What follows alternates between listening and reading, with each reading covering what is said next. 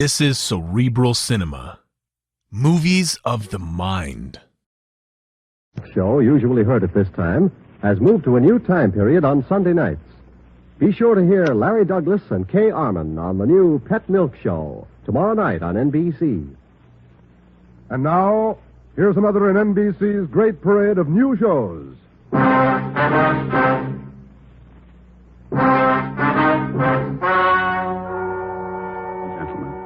The story you are about to hear is true. Only the names have been changed to protect the innocent. NBC brings you Dragnet.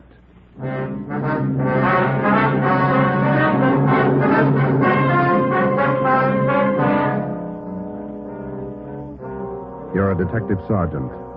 You're assigned to a homicide detail. A man's wife has suddenly dropped from sight. On the surface, it appears only as a routine missing persons case. You start to investigate. Suspicion grows. There is evidence of possible foul play. Your job, find the woman or find her murderer. Dragnet, the documented drama of an actual crime. Investigated and solved by the men who unrelentingly stand watch on the security of your home, your family, and your life. For the next 30 minutes, in cooperation with the Los Angeles Police Department, you will travel step by step on the side of the law through an actual case transcribed from official police files. From beginning to end, from crime to punishment, Dragnet is the story of your police force in action. It was Wednesday, September 15th. It was warm in Los Angeles. We were working the day watch out of homicide. My partner's Ben Romero. The boss is Ed Backstrand, chief of detectives. My name's Friday. I was on the way back from lunch, and it was 12:56 when I got to room 42. Homicide. Hi, Joe. Waiting for you. Hiya, Ben. Al. Hi. I hear you got something for us. Here's a report right here. Gardener by the name of Eric Kelby called in day before yesterday. Said his wife disappeared from their home out in the valley Sunday night. Says he thinks she left him. That happens every day, Barghetti. Not this way, it doesn't. Walsh and I went out yesterday to interview the guy. Story doesn't add. Why not? None of her clothes are missing. None of her luggage. She even left her pocketbook behind, full of money. Found out from the neighbors a missing woman is a 17-year-old boy by a former marriage. So what? An only child. Mother dotes on the kid. Shouldn't even say goodbye to him. How did this Eric Kelby impress you?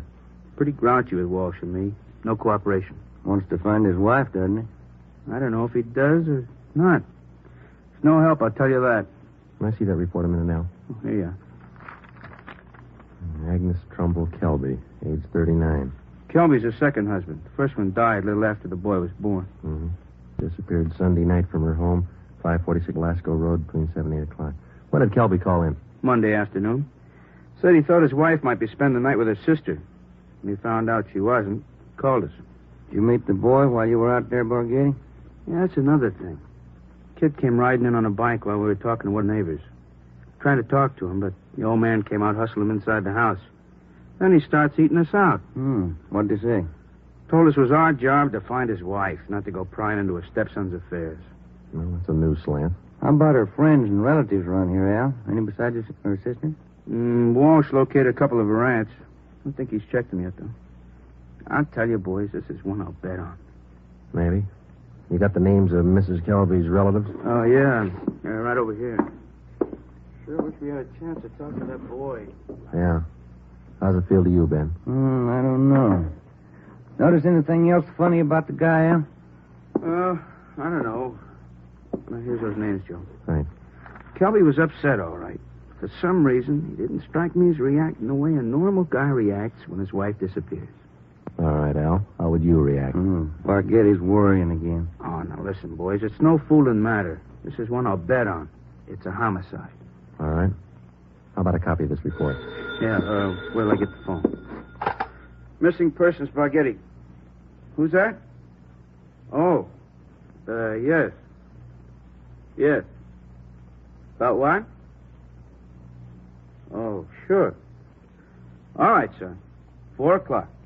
Yeah. Goodbye. That was Kelby's stepson. What do you want? Thinks something's happened to his mother. In police work, missing persons detail is not a department separate in itself. It is organized as a part of the Homicide Bureau.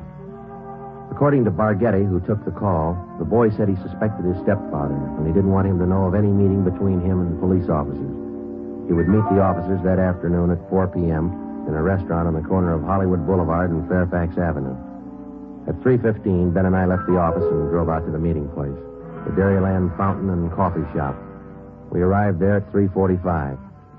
At 8 minutes to 5, the Kelby boy still had not arrived. Youngster's not very prompt. Let's wait a little while longer. Yeah. Smoke? Yeah, thanks. Want some more coffee? No, thanks. Well, I guess the boy isn't going to show. Think something's happened? 15 minutes after we left the coffee shop, we drove up in front of the gate of the Kelby nursery on Belasco Road. The house itself was set well back on the property, which covered about 4 acres. The entire nursery was surrounded by a 6-foot steel wire fence, and it looked like almost every available foot of ground inside was planted with some kind of a flower or shrub. Kelby met us at the gate. Yes? What do you men want? Police officers. Are you Mr. Kelby? Yes, what do you want? Well, if you'll shut those dogs up for a minute, we'd like to ask you a few questions. I'm busy now. Can't you come back tomorrow? Pretty important, Mr. Kelby. I think we better talk right now. All right, if you have to. Red, Giant, down. You too, honey. Quiet. All right. Now, what do you want? Mind if we come inside? Well, these watchdogs of mine are pretty vicious. We can talk here at the gate. All right, Mr. Kelby. This is Sergeant Romero. My name's Friday. We've been assigned to look into your wife's disappearance. Oh. Did you find anything yet? Nothing definite. Maybe you can help us. Would you tell us exactly what happened the night your wife disappeared?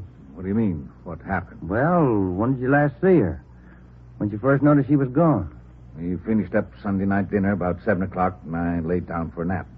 Agnes went out on the front porch for some air. I woke up a little before 8 and went outside to look for her. She was gone. Nobody saw her leave, Mr. Kelby? Not that I know of. Maybe some of our nosy neighbors, I don't know. How about your stepson? Wasn't he around Sunday night? Bruce? No, went out to a show with some other kids. When did he get back from the show? About 10, I think. Why? Where's your stepson now? Who are you looking for, my wife or my stepson? Both, Mr. Kelby. Where's your stepson? Gone. I took him over to my sister's in Alhambra. Been feeling bad since his mother disappeared. Figured the change would do him good. When did you take him over to your sister's, Kelby? This afternoon. What's that got to do with it? We'd like to talk to Bruce. No, I can't allow it. The boy's too upset. I can't allow it. I'm afraid you're going to have to allow it. Listen, mister, you can get off this property right now. No cop's giving me sass. Nobody's giving you sass, Kelby. We want to talk to your stepson, that's all. He might give us a clue as to the whereabouts of your wife. And I say you can't see the boy. What's more, you cops couldn't find thorns in a rose patch. I'll get somebody else to look for Agnes. It's my business anyway, nobody else's. It's our business, too, if anything's happened to her.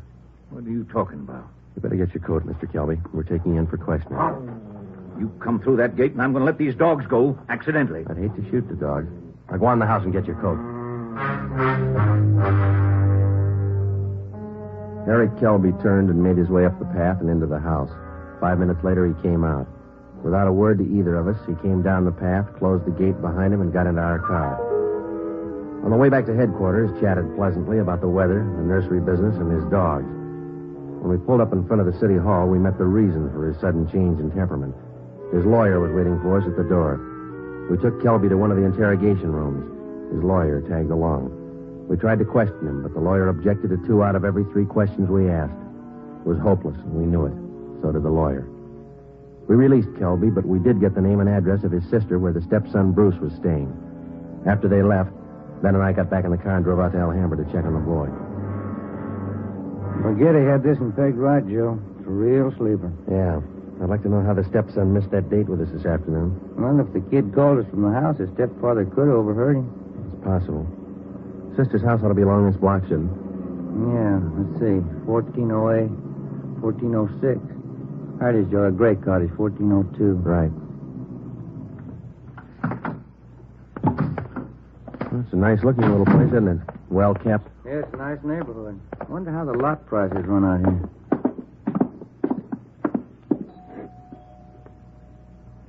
Somebody's coming. Yes, what is it? Police officers, ma'am. Are you Miss Kelby? Bertha Kelby, yes, that's my name. Why? We talked to your brother earlier today, Miss Kelby. He said that you brought his stepson Bruce here to stay for a while. We'd like to see him. Bruce? Yes, he was here till about Oh, an hour and a half ago. I went to the store, and when I came back, he was gone. Have you any idea where he might be, Miss Kelby? Well, I telephoned my brother Eric's place just before you came to the door. He's not there. I don't know where he might be. I'm worried about him. He seems so upset. It's business about his mother's disappearance, you know. Do you mind if we came in and looked around, Miss Kelby? Well, no, not at all. We went in and looked the house over from one end to the other. There wasn't a trace of the boy. We drove back to Kelby's nursery and satisfied ourselves the boy wasn't there. Then we came back to Alhambra and we kept an eye on Miss Bertha Kelby's home until midnight. No one came or went. At 5 minutes past midnight, the lights went off in the living room, and a few minutes later, in the back of the house. The next morning, when Ben and I checked in for work as usual at 8 o'clock, we met with Captain of Homicide, Frank Kearney. What makes you two so positive there has been any foul play in this Kelby thing? That's just it, Cap. We're not positive. It's a whole setup. It smells bad. For instance? That lawyer. If a man's innocent, he doesn't need a lawyer to sit with him in the interrogation room and tell him not to answer questions. Number two, that kid's telephone call. Maybe he doesn't get along with his stepfather. It happens, you know. Maybe he's trying to get back at him for something or other. Maybe. Then why is Kelby hiding him out? You sure he's hiding him out? No other way to take it, Cap. The Kelby woman walked away from her home Sunday night. Nobody saw her. She took nothing with her. No clothes, no luggage, no money. You checked with the family doctor. Yesterday. He told us Mrs. Kelby was in perfect health. We double-checked the Wanderer's file and the Repeater's file and missing persons. Couldn't find her name in either one. How about her relatives in town? Haven't had a chance to talk to him yet, Cap. We'll check him this morning. Well, one thing's certain. The woman couldn't have gone very far. We checked the sheriff's office, the jails, the hospitals. Sent out a teletype and an APB. Every cop in the city has her description. She's been gone almost 4 days, but nobody's seen her. How does that add up to you? It doesn't. You better move on it. Check every one of Mrs. Kelby's friends and relatives. Right, Frank. Then try the neighbors. As long as I've been a cop, neighbors have been able to tell everything about anyone.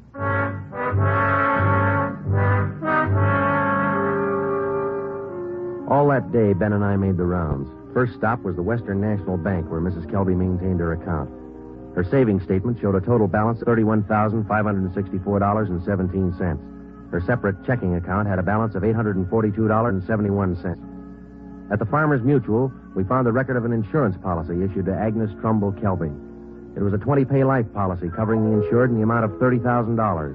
The beneficiary was listed as the insured son, Bruce Trumbull Kelby, if living upon the receipt of such due proof. If not, the insured's husband, Eric J. Kelby. By the time we finished checking her financial status, the odds were piling up fast. From only casual reports, we knew that Eric Kelby was a frugal man. If he was greedy as well, if he wanted or needed money badly enough to kill, then he had all the motives necessary to murder his wife. Maybe his stepson, too. Ben and I started to make rounds of Mrs. Kelby's friends and relatives. Our first stop was at the apartment of Agnes Kelby's sister, a talkative maiden lady in her early 60s. Agnes just isn't that kind. Oh, I'm worried sick about this. I really am. And Bruce, the poor lad, he must be heartsick. And Eric, what does Eric say about all this? He says he thinks his wife left him. Left him? Why, that's ridiculous. How strange. Can you think of any good reason why your sister would leave Mr. Kelby? Why, no. They had tiffs, of course, small ones. But, of course, there was that argument about Bruce. The two of them always seem to be arguing about Bruce. How do you mean, ma'am? Oh, well, raising the boy and all, you know. The last time I talked to them, they were tipping about whether or not Bruce should be paid for working in the nursery for Eric. And the strangest thing, Eric seemed to be so upset about it all. Imagine. All on account of paying the boy a few dollars for good, honest work in that silly nursery. Well, you know, I'm the outspoken kind, and I just told Eric. Eric, I said, don't be an old meanie. Pay the boy. That was the extent of the information which Mrs. Kelby's sister had to offer. Next, we called on an aunt, a Mrs. James D. Trumbull, 83 years old. She could hardly understand our questions, let alone answer them. She hadn't seen her niece, Agnes, in a year. After that, we paid a visit to one of Mrs. Kelby's friends, a Mrs. Lillian Humboldt. Well, I'm sorry, Sergeant, but I can't think of any good reason why she would leave him. Unless that silly business about Bruce got out of hand. You know, maybe Eric is just a little jealous of the boy. Next, we called on Daisy McLeod, who worked as a day maid for Mrs. Kelby. Officer, what Mr. and Mrs. Kelby thought, what they said, what they did, it's none of my business. I come in the morning, I do my work, I do it well. I'm not the nosy type, and I don't pry it. I take half an hour for lunch, and when I'm through, I take my pay, and I don't expect tips, and I take the bus home. I'm not the peeking through the keyhole kind, sneaking around corners listening. But what I couldn't tell you about that man. Exactly what do you mean, Miss McLeod? Oh, he's a hard man, you know. They're always arguing about the boy. Bruce this, Bruce that. He's a nice boy, I think. He's never done anything to me. Oh, but the Agnes. Him and her all the time. Should the boy be paid for working? Shouldn't he? Why? Why not all the time? It's just... When Ben and I finished with a list of Mrs. Kelby's friends, relatives, and employees, we started out on the neighbors. None of them saw Mrs. Kelby after 6 p.m. the night she disappeared. 2 of the neighbors said they saw the porch light burning after 7 p.m., but both said the porch was empty. Mrs. Kelby was not sitting in her chair at the usual time after dinner. According to them, that was one of her habits. It was 10 minutes to 6 by the time Ben and I got back to the office. The light was still burning in Captain Kearney's office. Full day, Joe. Not a mileage. Yeah. I wonder what the captain's hanging around for. Let's find out. Get anything? Pretty good luck, Cap. Good. I've got some more for you. Just walked in 5 minutes ago. What do you mean, Frank? Who walked in? Bruce Kelby. He's waiting in the next room.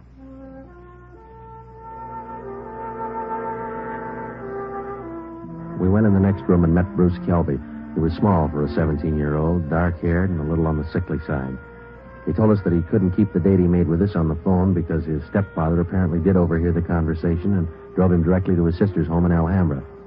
We asked him why he was so sure that his stepfather was responsible for his mother's sudden disappearance.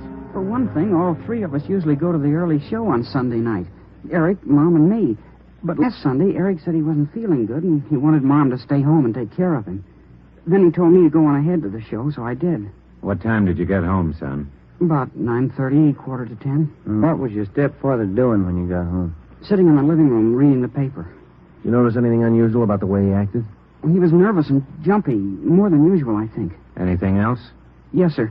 When I came in through the front yard, I noticed the dogs had mud all over their paws. They'd been out somewhere in the nursery plots. And they won't go out in the plots unless Eric's with them. He doesn't want them to trample the seedlings. What would your stepfather be doing out in the nursery at night? Does he usually do some work at night? No, sir. None of the plots are even lighted. Only the greenhouses. And the paths in the greenhouses are usually graveled, aren't they? No mud around. It's my job to see that the greenhouse paths are kept graveled. I know they're not muddy. I fixed them the day before, Saturday. What do you think it means, son? I don't know. I don't want to think about it. I just know he's done something. He's done something to her. Did your stepfather give you any reason for keeping you away from the police officers the other day? No, sir. He said people were getting nosy, and he said it might be better for me over at Aunt Bertha's. She's his sister. Do you think your Aunt Bertha might know where your mother is? No, we hardly ever see her. We don't know her well at all. We've heard your mother and your stepfather argued about whether you should be paid for your work in the nursery. When I started to work for him, he promised he'd pay me. I was saving up to buy a 31 Model A. And then after a couple of months, when he didn't pay me, I asked him. He told me I ought to be glad to work for him for nothing. And your mother argued with him over that. Sure, it was her money that bought the nursery anyway. How'd you get away from your aunt's place last night? Well, Bertha had some shopping to do, and she left me alone. She locked the door to my room. Even the screen over the window in my room was nailed down, but I kicked it out and got away.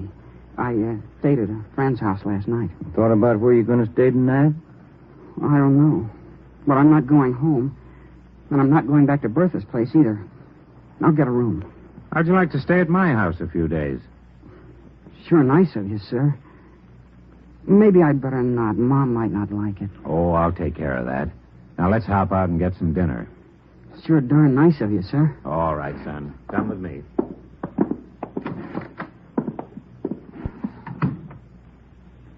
What do you think, Joe? He could be lying. Yeah.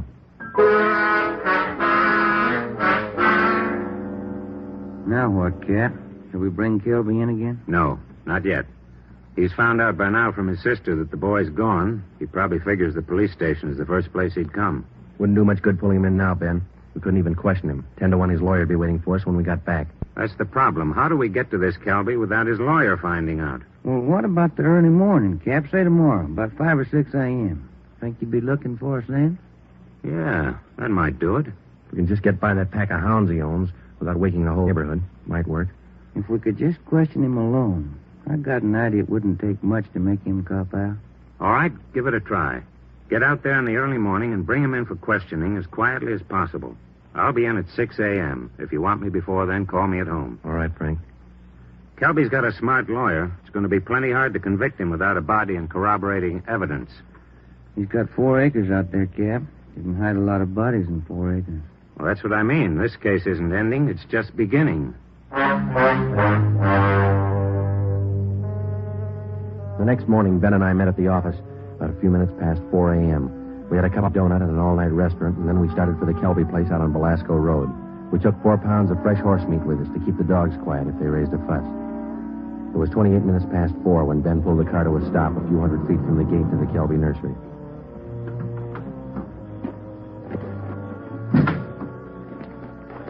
We got out of the car and made our way down the road to the gate. I reached in and tried the latch. It was padlocked. The dogs started in. Okay, Ben, looks like we'll have to jump the fence. Toss some of that horse meat over to him. Yeah, here. That's it. Come on, let's climb. Keep an eye on those hounds. Looks like they could chew your leg off. Yeah. Here comes the third one, Ben. Toss some more meat. Yeah. There you are, boy. Go get it. Go get it, boy. Look, Ben, lights going on in the house. Come on, let's make it fast. Who is it? Who's there? I'll set the dogs on you. Police officers, Mr. Kelby. What? What are you doing out here this time of night? You're under arrest, Kelby. Get your coat. You cops are asking for a peck of trouble. Get your coat. Where's my stepson? What you done with him? What have you done with your wife? You're going to pay for this. I'll have your jobs. That's not the first time we heard that, Kelby. Let's go.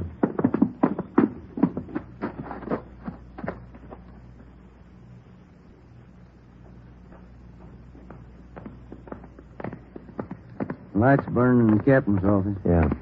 All right, Kelby, in here. I'll pay for this. Mark my word. Ben, take him in the office here and stay with him. I'll see if Frank's in yet. Right, Joe. Come on, Kelby, inside.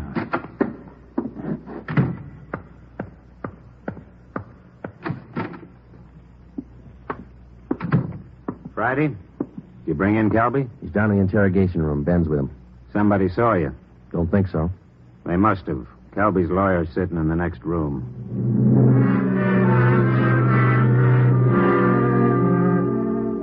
Kelby again refused to answer any questions without the advice of his attorney. We released him. That day, Captain Kearney sent out 2 men to keep an eye on the nursery and report on all of Kelby's movements. Shortly after 7 o'clock that night, just after nightfall, we tried once again to bring in Kelby for questioning without his lawyer's knowledge. It didn't work. A little after we booked him, his lawyer obtained a writ of habeas corpus. We had to release him again. The 2 men assigned to stake out the Kelby place reported definitely that somebody was tipping the lawyer whenever unknown visitors showed up at the nursery and drove off with Kelby. There was nothing we could do about it. Next morning, Kearney came up with a lead. I had a long talk with the boy last night. Accidentally, I think he's given us a pretty good lead. Yeah? There's only one way we'll ever get a conviction. That's by finding the body and evidence to tie Kelby in. Yeah, that'll do it. Where do we start looking? In a new rose bed next to one of the greenhouses in Kelby's nursery. The kid came up with it last night. How come? First, Kelby's crazy about saving $1 and making one. Yeah. In the nursery trade, especially where you have a limited area to work in, like Kelby, you cultivate every foot of ground. Every bit of soil you got is planted with something. Mm-hmm. Kelby's not the type to waste anything. Especially he's not the kind that would let ground lie fallow when he could plant something that might bring in a few dollars next season. Bruce tells me his stepfather has every inch of those 4 acres planted. Every inch. Except a 6 by 9 foot plot of ground in that rose garden. Oh, that sounds like a long shot to me, Frank. Boy said he prepared that piece of ground for planting late Saturday afternoon. His stepfather wanted it ready for Sunday morning. The plot of ground's still vacant. Might have planned it yesterday, Cap. When's the last time you checked? Before I came to work this morning. I called the men on stakeout next to the nursery. They told me the plot's still empty. Mm-hmm. It's worth a chance, Frank. When do we look it over? Tonight.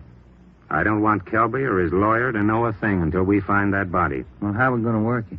We'll order up a crew from the crime lab. They can take probings through that plot and all around it. They can tell us without any guesswork how deep that ground's been worked over lately. When do you want to start? Be here in the office at 8:30 tonight. If my hunches are any good, we'll find the body.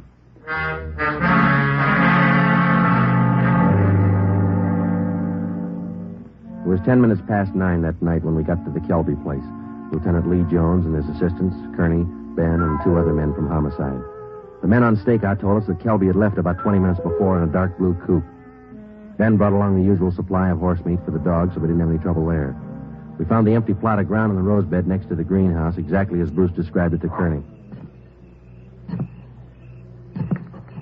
Ground's been worked over all right, boys. least 4 to 5 feet down. All right, Lee, let's start digging. Romero, take care of the dogs. Watson, grab one of these shovels. Right, Captain. Hey, Kelby said these dogs were vicious, didn't he? Yeah, why? Look at these hounds. They're no more vicious than a lively coal. Look. Higgins, get that light over here, will you? Thanks. What is it, Lee? Let me see. Teeth. Set of false teeth. Been in the ground long? Don't think so, judging from the shape they're in. How far down would you say you are, Lee? Couple of feet. Ground's real soft. Lee, come here a minute. What is it? Body. Here's the shoulder. All right, you men over here with Watson. Get the dirt off the face. Romero, you got a picture of the Kelby woman? Yeah, Captain. Let's see. Oh, here it is. Thanks. Get the light down here. Hunch paid off, Frank. That's her.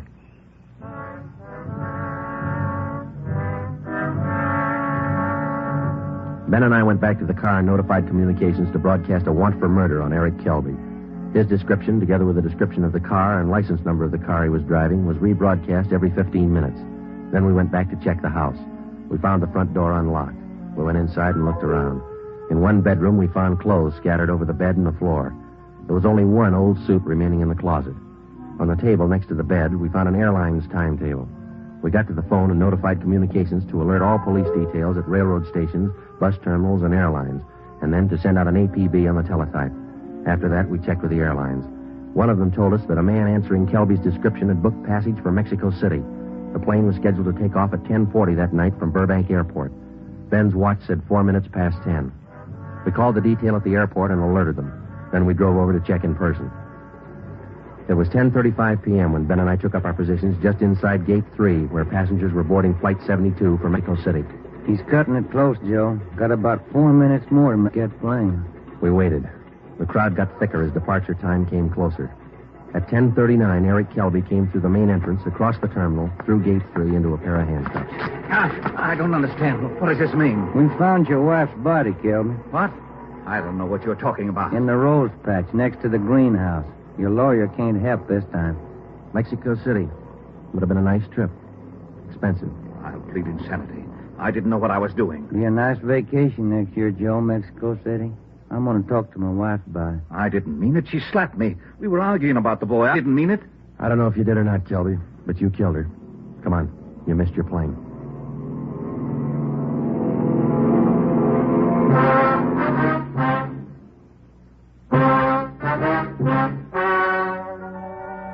The story you have just heard is true. Only the names were changed to protect the innocent. Eric Kelby was tried and convicted of murder in the first degree. He is now awaiting execution in the lethal gas chamber at the state penitentiary.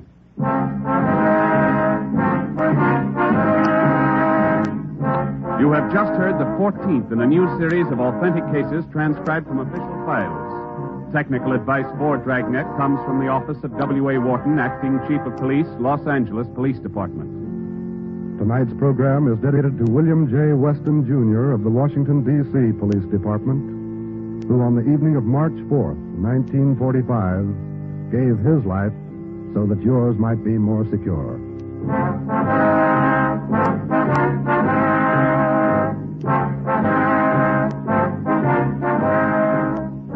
Dragnet came to you from Los Angeles. If you enjoyed tonight's production of Dragnet, you'll want to listen to Richard Diamond, private detective, as played by the screen's romantic tough guy, Dick Powell. The Pet Milk Show, usually heard at this time, has moved to a new time period on Sunday nights.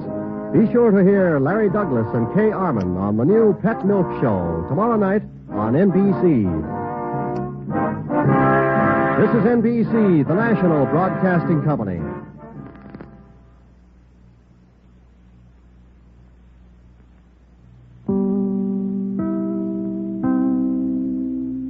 Cerebral Cinema hopes you have enjoyed this movie of the mind.